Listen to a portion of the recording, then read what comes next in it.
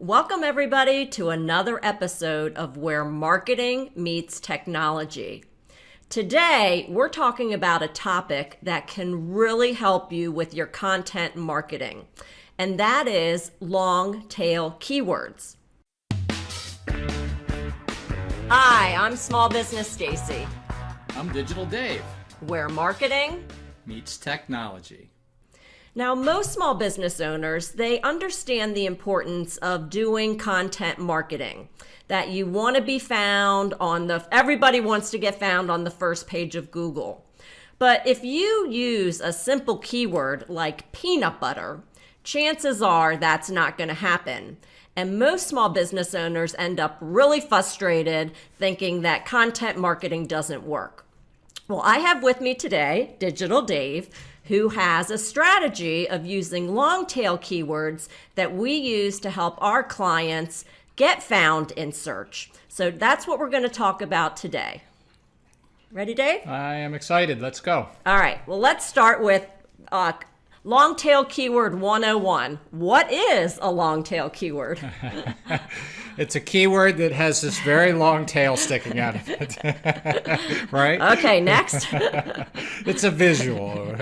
No, what a long tail keyword is a word association to a main keyword. That's kind of the easiest way to look at it, where the main keyword is the body and the association to that keyword is the tail. All right, so let's take an example that Stacey just used, peanut butter. Now, peanut butter would be the body. The tail might be something like, how do I make peanut butter? You see, that becomes a long tail keyword. Even though it's a prefix to peanut butter, it's still a long tail keyword to peanut butter. So that's essentially what a long tail keyword is and looks like. And that can come in many variations for any particular topic. Okay, so now we know what it is. Why would a small business owner want to use long tail keywords? Well, that's an awesome question. And I guess the question should be rephrased. Why would a small business owner not want to use long tail keywords? And I'm going to give you some examples here of why you absolutely need to be focusing on long tail keywords in your content marketing. Number one is that right now, from all devices, 70% of all searches are long tail keyword searches on the internet. 70%. As of 2017, and this is based on some statistics that were put together by Neil Patel. I'm not sure if you know who he is, but he's a very prominent SEO figure in the marketing space, and those were his words of wisdom: is that 70% of searches right now and are long tail. And I'll give you some statistics that will enhance that in just a bit. Now, according to research by WordStream, generally a regular keyword's conversion rate is about 10 to 11%. All right. Now, if you look at a long tail keyword, that in that same study by WordStream, they found that it converts at 36%. So if your topic is peanut butter, you have a much better chance of converting a sale, a prospect, a new customer if you are using long tail keywords in your content marketing, because it's much more specific. And then another statistic is that, and this is the one that's really going to drive where things are going forward and why you should be highly considering long tail keywords as a content marketing strategy, is the invention of the voice assistants. And that's your Google Home, your Amazon Echo, your Apple Home. These are devices in which people generally don't search using short tail keywords. I mean, I'm not going to walk up to my Google Home and say, hey, Google, peanut butter. Right. I mean, it could be fun. You might get a great, fun answer back from Google, but you're not going to get what you're looking for. And I think the statistic that's amazing is that they're projecting, and this is through 2017, that there'll be 30 million of these voice assistant devices in people's home. Now, that doesn't even include the phone's voice assistants. So think about that. That's amazing. So everybody's got a cell phone. They're searching, and now they're searching at home using these voice assistants. And you're generally not going to be searching on your voice assistant saying peanut butter. So really 3 great examples statistics wise. Some other reasons are, it's just better, to improve your overall marketing strategy as a whole. It converts better, and there's just less competition at this point in long tail keywords versus standard keywords. So those are the key reasons. Yeah, that makes total sense, because you have to think, you always want to put yourself into your customer's mind. What are they thinking? What are they asking? What are they searching for? And chances are they're not typing in peanut butter. They're searching in how to make peanut butter or something, a recipe with peanut butter. So it's long tail. So then that sort of brings up the next question. Everybody then gets, okay, I can understand why we would want to use long tail keywords, but how do we find out what our customers might be searching for? That's obviously the $10,000 right. $10,000 question. There's many utilities, and there's tons of information out there on SEO and as a whole. We're talking specifically SEO with long tail keywords. A good resource is www.semrush.com/blog/how to choose long tail keywords with dashes in between. So that's how-to-choose-long tail-keywords. And we'll put this in the show notes, so you'll be able to have that link. They have a great article on that. There was another great article, as I mentioned before, from Neil Patel, which was at neilpatel.com/blog/long-tail-keywords-SEO. Again, this will be in the show notes as well. Those will give you the same information that I've shared with you of somewhat why and somewhat how to go look and search for long tail keywords. So now that you're convinced the need for using long tail keywords from the statistics and information we've just given you, we're now going to talk a little bit about how to choose the right keywords. There are multiple tools out there today. You could use the Google Keyword Planner, which a lot of people do, and it's certainly effective for finding keywords. What it isn't so easy to use for is to figure out how those keywords are in as far as competitiveness to other keywords. And so I'm going to take you through a real quick tour of a little piece of software that we use called Longtail Pro Keywords Planner, and it is a tool that you can get at longtailpro.com. That's LONGTAIL pro.com. And as you'll see here on the screen, you will get an account, and you can, once you get an account, you have 7 days, 7-day trial, a free trial, and you can use it for those 7 days. I think unrestricted. I can't remember. It's been so long.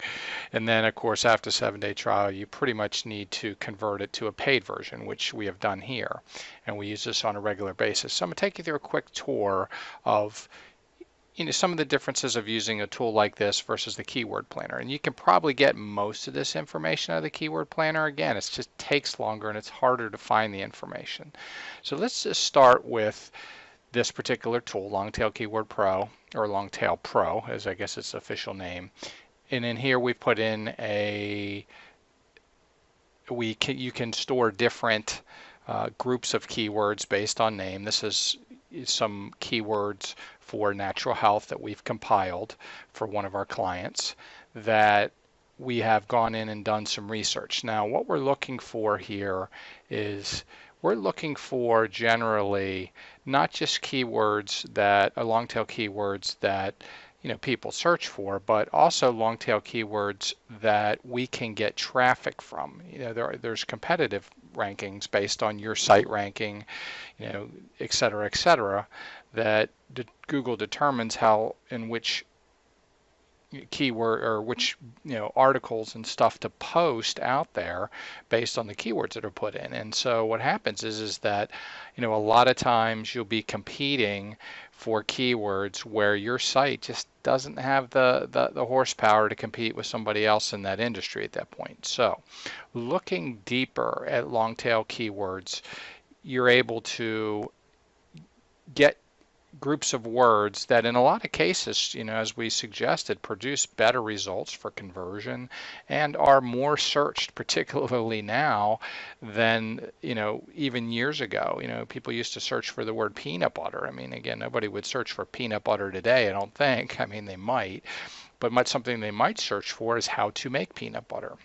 And again, with voice devices, such as the Echo and the Google Home and so on and so forth, I think this trend is going to even escalate further, because when people do searches on mobile devices like this, they're not tight. They're certainly not just going up and saying, hey, Google, peanut butter. They're going up there and they're saying, Google, how do I make peanut butter? So you can clearly see why keyword planning and long tail keyword planning are going to become even more crucial as we go forward. Now in this tool, what we've done is we've done some research already, and we kind of, based on an initial keyword that we put in here, might have been natural health that we put in here, we got all of these return keywords.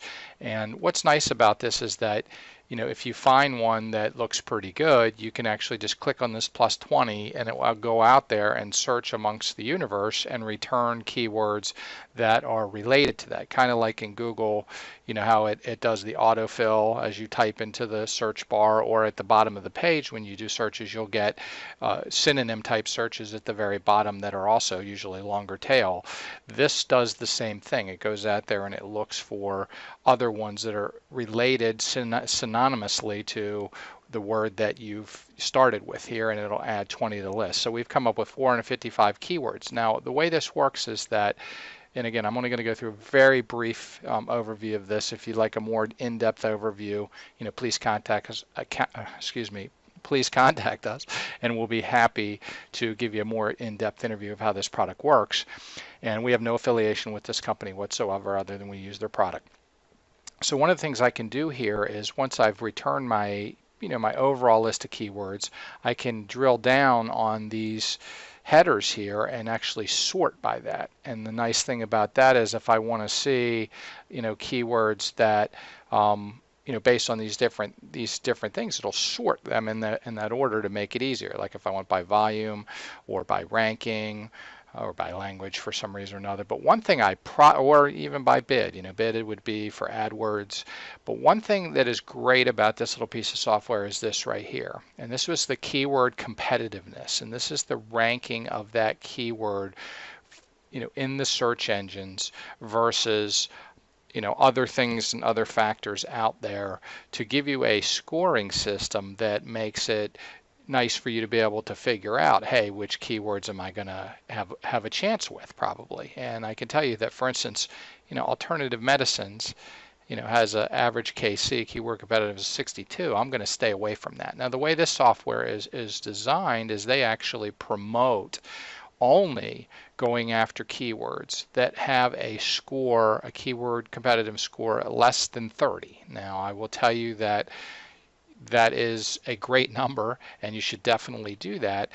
Sometimes what happens, though, is when you get into very, very competitive niches like health, it's very, very difficult to find anything, even long tail, that has competitiveness less than 30. So sometimes you even have to up yourself a little bit to 35 or even 40. But the point is that you want to stay away from the 75s and the 69s and the 62s. It's just going to be very difficult for you with a relatively new blog or website that you are not a top ranked domain to compete for some of these more competitive keywords. It doesn't mean you couldn't, but it's just going to be difficult. Now what I'm going to do is I'm going to flip this, and I'm going to look at these the other way, and I'm looking at the ones with the lowest keyword competitiveness and working my way backwards. And so what I found is a good list here of keywords, and there's quite a few here. There's about 20-ish or so, maybe a little bit over 20 of them, where the keyword competitiveness is less than 30. And what I'm going to do with that information is I'm going to write my blog posts or my articles or whatever I'm writing with this being the keyword that I am trying to optimize for. I might do, natural health practitioner. Here's a good one. Okay, am I going to get a ton of traffic from this? It only gets relatively low search volume, 210 hits per month. It doesn't seem like a lot, but if you rank number 1 for that, you're going to get the majority of that traffic per month.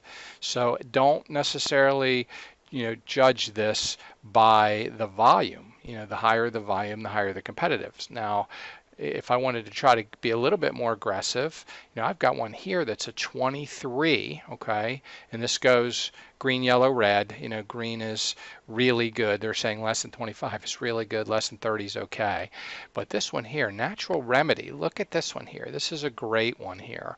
And it says it's a 23 with 1,300 per month. And I like this one. And I'm going to write an article that uses that as my keyword. Now what I can also do, as I said, which is nice with this tool, is that if I like that word, I can hit this plus 20 button and it will go out and it will get me additional 20 suggested keywords that are somewhat synonymous to this to continue to refine and build out this list.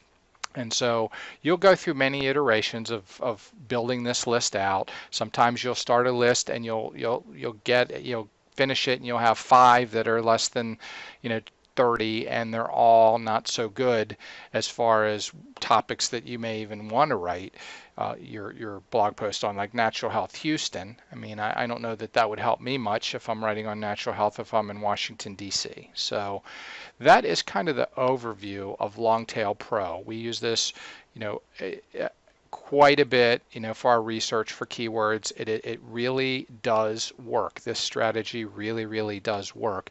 If you focus on these keywords that have the lower search volume and stay away from these super high ones, with 22,200 searches per month on health news. Now, could I rank for that? There's a lot of factors that go into that.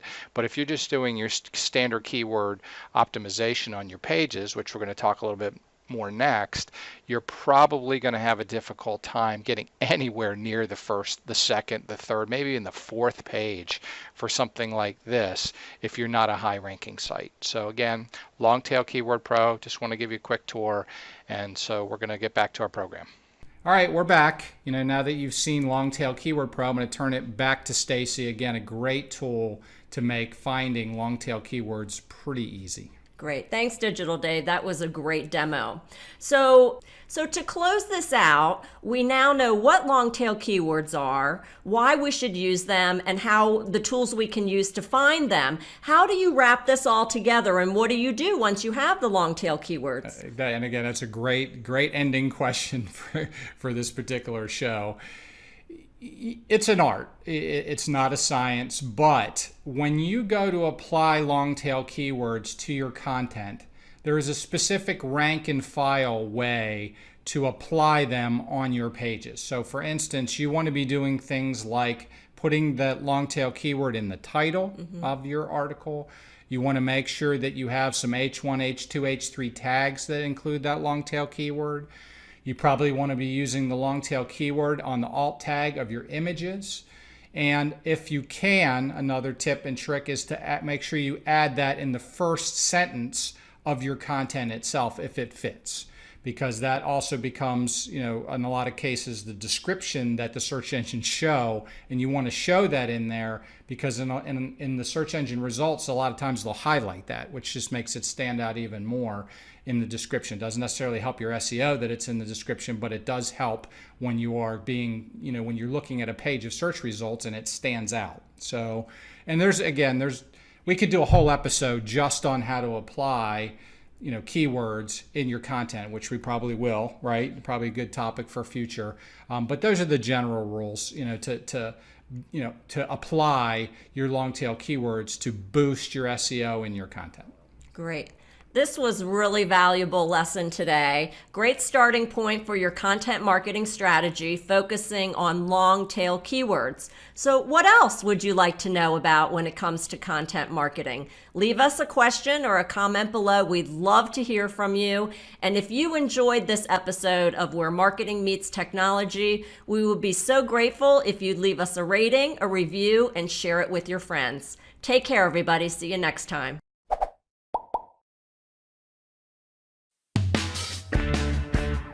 This podcast was brought to you by Small Business Stacey, the small biz marketing specialist. Want to grow your business more in the next 30 days than you have in the past 3 months? Get your free marketing plan at smallbizmarketingspecialist.com. That's small, B-I-Z, marketingspecialist.com.